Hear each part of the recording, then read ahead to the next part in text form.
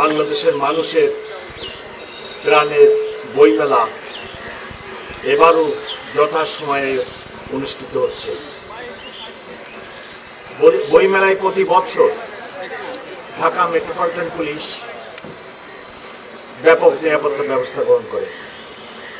প্রতিবারের ন্যায় এবারও আমরা নিরাপত্তা ব্যবস্থা গ্রহণ করছি। সার্বক্ষণিক নিরাপত্তা ব্যবস্থা গ্রহণের জন্য আমার পিছনে আমরা একটা কন্ট্রোল রুম প্রতিষ্ঠা করেছি।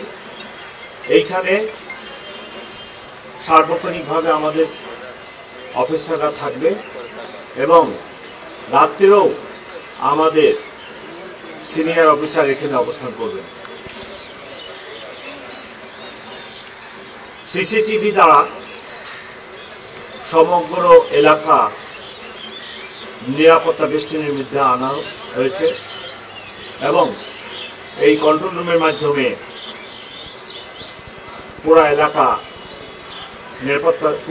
নিরাপত্তা ব্যবস্থা তদারকি করা হবে।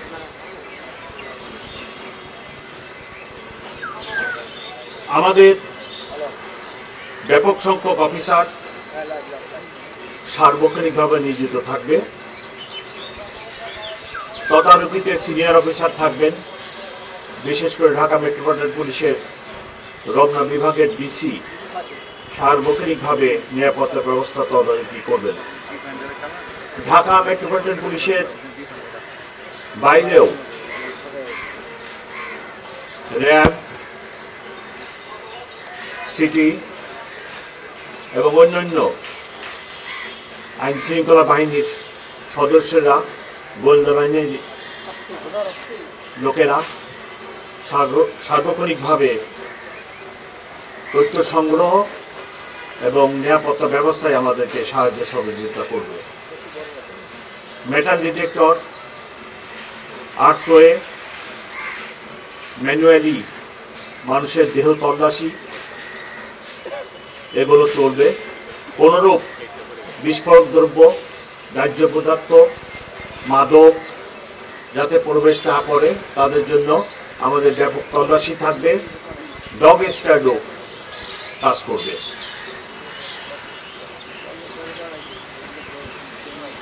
মেলায় আগত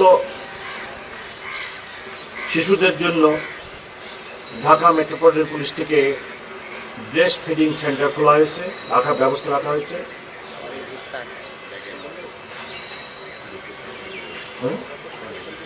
বিশুদ্ধ পানির ব্যবস্থা করা হয়েছে।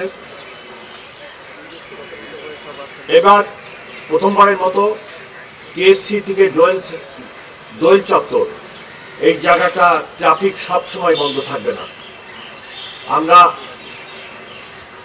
মানুষের দর্শনার্থীদের উপস্থিতির উপর নির্ভর করে কখনো এই জায়গাটা ট্রাফিকিংয়ের জন্য খোলা রাখবো, কখনো বন্ধ রাখবো। কারণ এটি একটি গুরুত্বপূর্ণ পথ। অথবা মেলায় যারা আসবেন, কেএসসিতে যদি আগত মহিলা শিশুদের নেমে এখানে হেঁটে আসতে হয় তাহলে অনেক কষ্টকর হতে পারে। সেই জন্য অনেক সময় বন্ধ রাখবো এবং খোলাও রাখবো।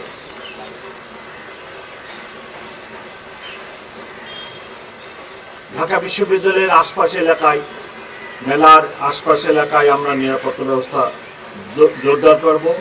রাত্রে সার্চ লাইটের ব্যবস্থা করা হয়েছে যাতে করে কোনো দুর্ঘটনা যেটাই হোক আমাদের নিয়ন্ত্রণে। লস্ট অ্যান্ড ফাউন্ড সেন্টার খোলা হয়েছে। কেউ যদি হারানো যায়, লস্ট অ্যান্ড ফাউন্ড সেন্টারের মোবাইল নাম্বারও দিয়ে দেওয়া হবে।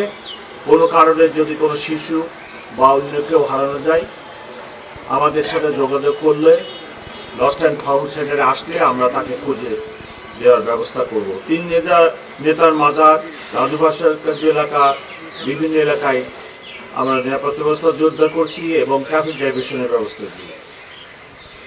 ঢাকা বিশ্ববিদ্যালয় এলাকায় মেলা চলাকালীন সময়ে এবং বিশেষ করে যে 1 মাস মেলা চলবে, এই 1 মাস কোনো ভারী যানবাহন চলাচল করবে না। হকারদের ব্যাপারে আমরা অনুরোধ করব কোনোভাবেই জন্য যাচ্ছে তাই ভাবে যেখানে সেখানে হকাররা না বসে এবং উচ্ছৃঙ্খল কোনো কর্মকাণ্ডে হকাররা লিপ্ত না হয়।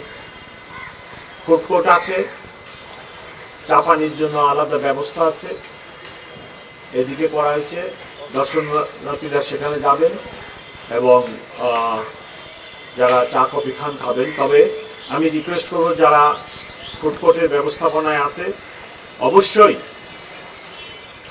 বাণিজ্য মেলা বা অন্যান্য জায়গায় যে গলা কাটা দাম নেওয়া হয় এটা যেন না হয়।